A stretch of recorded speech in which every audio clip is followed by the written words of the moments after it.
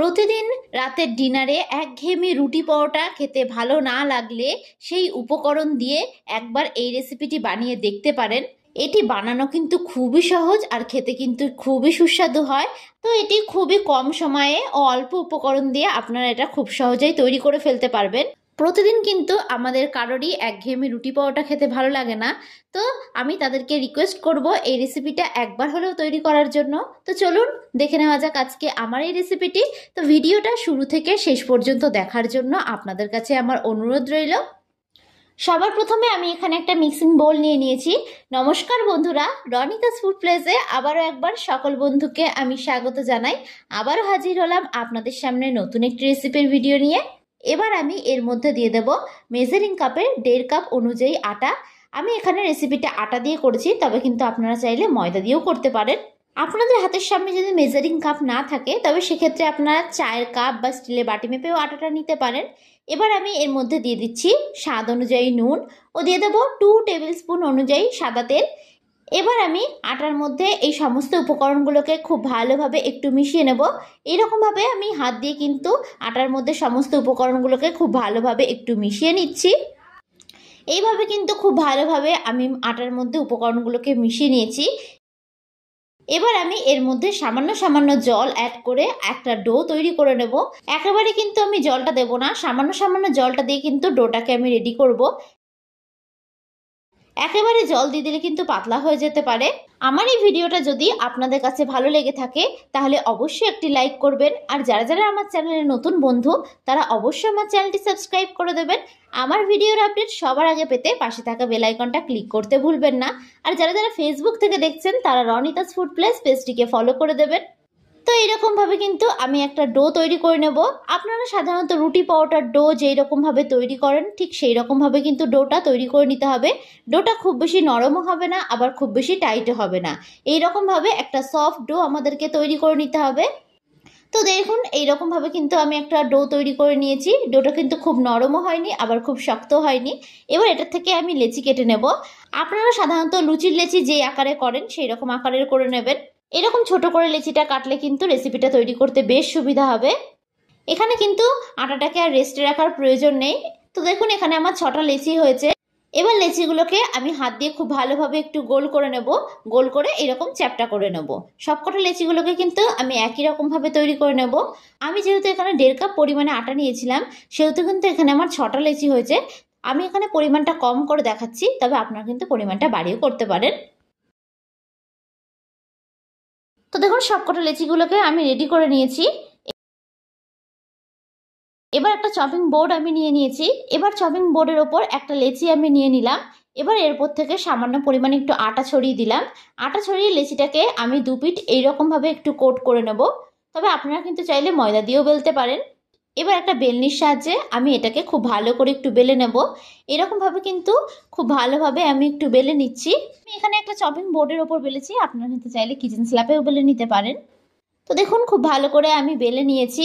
এরকম ভাবে কিন্তু একটু বেলে নিতে হবে। এবার আরও একটা বেলে আমি আপনাদেরকে দেখাচ্ছি। আমি আবারও বলছি আমি এখানে আটা দিয়ে বেলে নিচ্ছি, তবে আপনারা কিন্তু চাইলে ময়দা দিয়েও বেলতে পারেন। আর আমি এখানে রেসিপিটা আটা দিয়ে করেছি, আপনারা চাইলে ময়দা দিয়েও করতে পারেন। আপনাদের পছন্দ মতন এখানে আপনারা আটা ময়দা দিয়ে করতে পারেন। তো এই লেচিটাকে আমি খুব ভালো করে বেলে নেব। সবগুলো লেচিগুলোকে কিন্তু ঠিক একই রকমভাবে বেলে নিয়ে তারপরে আমি আপনাদেরকে দেখাচ্ছি। তো দেখুন সবকটা লেচিগুলোকে কিন্তু আমি খুব ভালো করে বেলে নিয়েছি। এইরকমভাবে কিন্তু একটু বেলে নিতে হবে। এবার অন্যদিকে আমি একটা কড়াই বসিয়ে দিলাম। কড়াইয়ের মধ্যে আমি বেশ খানিকটা পরিমাণে জল দিয়ে দেব। জলটা কিন্তু একটু বেশি পরিমাণে দিতে হবে। এবার গ্যাসের ফ্লেমটাকে হাইয়ে রেখে আমি খুব ভালোভাবে জলটাকে একটু গরম করে নেব। জলটা থেকে যখন একটু ভাপ উঠতে শুরু করবে তখন আমি এর মধ্যে একটা ছিদ্রযুক্ত থালা দিয়ে দেব। এরকম কিন্তু একটা ছিদ্রযুক্ত থালা আমি দিয়ে দিয়েছি। এবার আমি এর উপর থেকে কিছুটা পরিমাণে তেল ব্রাশ করে দেব। এখানে আমি একটা ব্রাশের সাহায্যে সাদা তেল ব্রাশ করে দিয়েছি। এভাবে কিন্তু থালাটার চারিদিকে আমি তেলটাকে খুব ভালো করে ব্রাশ করে নিয়েছি। এবার আমি আগে থেকে যে রুটিটা বেলে রেখেছিলাম সেগুলো দিয়ে দেব। একে একে কিন্তু আমি এরকমভাবে দিয়ে দেব। এরকমভাবে আমি 3টে করে দিয়ে নিয়েছি। তবে আপনারা কিন্তু চাইলে একটা বা দুটো করেও দিয়ে নিতে পারেন। এবার গ্যাসের ফ্লেমটাকে মিডিয়ামে রেখে ঢাকনা চাপা দিয়ে 2 মিনিটের জন্য আমি রুটিগুলোকে খুব ভালোভাবে একটু সেদ্ধ করে নেব। জলের ভাবে কিন্তু রুটিগুলো খুব ভালোভাবে সেদ্ধ হয়ে যাবে। তো 2 মিনিট পর আমি ঢাকনা সরিয়ে নিলাম। এবার একটা খুন্তির সাহায্যে আমি এই রুটিগুলোকে অন্য একটি পাত্রে তুলে নেব। দেখুন খুব সহজে কিন্তু থালা থেকে উঠে আসছে। যেহেতু আমি থালার মধ্যে তেলটা মাখিয়ে নিয়েছিলাম, সেই জন্য কিন্তু থালার গায়ে একটু লেগে যাবে না। তো বাদবাকিগুলোকেও কিন্তু আমি ঠিক একই রকম ভাবে তৈরি করে নেব। গ্যাসের ফ্লেমটাকে মিডিয়ামে রেখে 2 মিনিট ধরে কিন্তু একটু সেদ্ধ করে নেবেন, তাহলে কিন্তু রুটিগুলো একটুও কাঁচা থাকবে না, খুব ভালোভাবে সেদ্ধ হয়ে যাবে। এইরকম জলের ভাপে কিন্তু রুটিগুলোকে সেদ্ধ করে নিতে হবে। তো ভিডিওটা কেমন লাগলো অবশ্যই আমাকে কমেন্ট বক্সে জানাতে ভুলবেন না। তো 2 মিনিট পর আমি ফিরে আসলাম। তো দেখুন এগুলোও খুব ভালোভাবে সেদ্ধ হয়ে গেছে। তো এগুলোকেও আমি অন্য একটি পাত্রে তুলে নিচ্ছি। এবার এগুলোকে নামিয়ে কিন্তু আমি খুব ভালো করে ঠান্ডা করে নেব।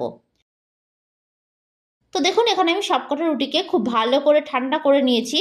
এবার রুটিগুলোকে ঠিক এরকম করে আমি পরপর করে সাজিয়ে নিয়েছি। এবার একটা ছুরির সাহায্যে এই রুটিগুলোকে কিন্তু আমি খুব ভালো করে কেটে নেব। এরকমভাবে চাপ দিয়ে দিয়ে আমি লম্বা আকারের কেটে নিচ্ছি। তবে আপনারা কিন্তু চাইলে আপনাদের পছন্দ মতন যে কোনো শেপই কেটে নিতে পারেন। আমি যাতে তাড়াতাড়ি হয় সেই জন্য কিন্তু এরকম লম্বালম্বি করে কেটে নিচ্ছি। আপনারা চাইলে চৌকোনা শেপেরও কেটে নিতে পারেন। তো দেখুন সবগুলোকে কিন্তু এরকমভাবে চাপ দিয়ে দিয়ে আমি খুব ভালো করে কেটে নিয়েছি। এবার এগুলোকে আমি একটু ছাড়িয়ে নেব। এইভাবে কিন্তু খুব ভালো করে আমি একটু ছাড়িয়ে নেব। তো সবগুলোকে আমি খুব ভালো করে একটু ছাড়িয়ে নিয়েছি। এবার এগুলোকে আমি এরকম একটা প্লেটে তুলে নিলাম। তো দেখুন এগুলো দেখতে কিন্তু কতটা সুন্দর লাগছে। তো ঘরে মাত্র 2 কাপ আটা থাকলে কিন্তু আপনারা এই রেসিপিটা খুব সহজেই বাড়িতে বানিয়ে ফেলতে পারবেন। এবার অন্যদিকে আমি একটা কড়াই বসিয়ে দিয়েছি। কড়াইটাকে খুব ভালো করে আমি গরম করে নিয়েছি। এবার আমি এর মধ্যে দিয়ে দেব বেশ খানিকটা পরিমাণে সাদা তেল। তেলটা গরম হয়ে আসলে এবার আমি এর মধ্যে দিয়ে দিচ্ছি গাজর কুচি। গাজরটাকে আমি এরকম করে লম্বা করে কুচিয়ে নিয়েছি। এবার দিয়ে দিচ্ছি এর মধ্যে বিনস কুচি, ও দিয়ে দেব আলু, ও দিয়ে দিচ্ছি পেঁয়াজ। এবার এগুলোকে খুব ভালো করে আমি একটু ভেজে নেব। গ্যাসের ফ্লেমটাকে কিন্তু আমি এই অবস্থায় হাইয়ে রেখেছি। আমি এখানে আমার পছন্দ মতন সবজি দিয়ে দিয়েছি, তবে আপনারা কিন্তু চাইলে আপনাদের পছন্দ মতন যে কোনো সবজি অ্যাড করে দিতে পারেন। এবার কিন্তু খুব ভালো করে আমি একটু ভেজে নেব। এবার আমি এর মধ্যে দিয়ে দিচ্ছি স্বাদ অনুযায়ী নুন। এবার আমি এখানে দিয়ে দিচ্ছি ঝালের জন্য কাঁচা লঙ্কা কুচি। ঝালটা এখানে যে যতটা খেতে পছন্দ করবেন সেই অনুযায়ী কিন্তু দেবেন। এবার খুব ভালো করে আমি একটু ভেজে নেব। নুন দেওয়াতে কিন্তু সমস্ত সবজিগুলো খুব তাড়াতাড়ি সেদ্ধ হয়ে যাবে। এইভাবে কিন্তু খুব ভালোভাবে আমি একটু নাড়াচাড়া করে ভেজে নেব। এবার গ্যাসের ফ্লেমটাকে মিডিয়ামে করে দেব। মিডিয়ামে করে আমি ঢাকনা চাপা দিয়ে দেব 2 মিনিটের জন্য। এতে করে কিন্তু সবজিগুলো খুব তাড়াতাড়ি সেদ্ধ হয়ে যাবে। তো রান্নাটাও কিন্তু খুব তাড়াতাড়ি হয়ে যাবে। তো 2 মিনিট পর আমি ঢাকনা সরিয়ে নিলাম। তো এবার আরো একটু খুব ভালো করে আমি নাড়াচাড়া করে নিচ্ছি। তো সবজিগুলো কিন্তু খুব ভালোভাবে একটু সেদ্ধ হয়ে গেছে। এবার আমি এর মধ্যে দিয়ে দিচ্ছি হলুদ গুঁড়ো। হলুদ গুঁড়ো দিয়ে আমি একটু ভাজা ভাজা করে নেব। এরকমভাবে আপনারা ঢাকনা চাপা দিয়ে রান্নাটা করে নেবেন, তাহলে দেখবেন রান্নাটা কিন্তু খুব সহজেই হয়ে যাবে। তাছাড়া এটা কিন্তু আপনারা বাচ্চাদেরকে টিফিনেও তৈরি করে দিতে পারবেন। এই সুযোগে কিন্তু বাচ্চাদের সবজিও খাওয়া হয়ে যাবে। তো দেখুন খুব ভালো করে কিন্তু আমি ভেজে নিয়েছি। একটু ভাজা ভাজা হয়ে আসলে আমি এর মধ্যে দিয়ে দেব 2 টেবিল স্পুন পরিমাণে টমেটো সস, ও দিয়ে দিচ্ছি 1 টেবিল স্পুন অনুযায়ী গ্রিন চিলি সস, ও দিয়ে দেব 1 টেবিল স্পুন অনুযায়ী সোয়া সস। এবার এই সমস্ত উপকরণ দিয়ে আমি খুব ভালো করে নাড়াচাড়া করে কিন্তু একটু ভেজে নেব। আপনাদের হাতের সামনে যদি চিলি সস বা সোয়া সস না থাকে, তাহলে কিন্তু আপনারা শুধু টমেটো সস দিয়ে রেসিপিটা তৈরি করতে পারবেন। তো সস দিয়ে খুব ভালো করে ভাজা হয়ে গেছে। এবার আমি আগে থেকে যে রুটির অংশগুলোকে টুকরো টুকরো করে কেটে নিয়েছিলাম সেগুলোকে দিয়ে দেব। সমস্তগুলোকে দিয়ে খুব ভালো করে নাড়াচাড়া করে কিন্তু আমি একটু ভাজা ভাজা করে নেব। মিনিট 2 ধরে কিন্তু খুব ভালো করে একটু ভেজে নিতে হবে। আমার এই রেসিপিটা যদি আপনাদের কাছে ভালো লেগে থাকে তাহলে অবশ্যই একটা লাইক করবেন। আর যারা যারা আমার চ্যানেলের নতুন বন্ধু তারা অবশ্যই আমার চ্যানেলটি সাবস্ক্রাইব করে দেবেন। আমার ভিডিওর আপডেট সবার আগে পেতে পাশে থাকা বেল আইকনটা ক্লিক করতে ভুলবেন না। আর যারা যারা ফেসবুক থেকে দেখছেন তারা রনিতাস ফুড প্লেস পেজটিকে ফলো করে দেবেন। তো এইভাবে কিন্তু খুব ভালোভাবে আমি একটু ভেজে নিয়েছি। এইভাবে কিন্তু খুব ভালো করে একটু ভেজে নিতে হবে। তো ভিডিওটা শেষ পর্যন্ত দেখার জন্য আপনাদেরকে আমি অসংখ্য ধন্যবাদ জানাই। তো এবার এটাকে আমি নামিয়ে নেব। তো দেখুন খুব সুন্দরভাবে তৈরি হয়ে গেছে আমাদের আজকের এই রেসিপিটি। প্রতিদিন একঘেয়েমি রুটি পরোটা খেতে ভালো না লাগলে এই রেসিপিটি অবশ্যই একবার বাড়িতে ট্রাই করে দেখতে পারেন, খেতে কিন্তু খুবই ভালো হয়।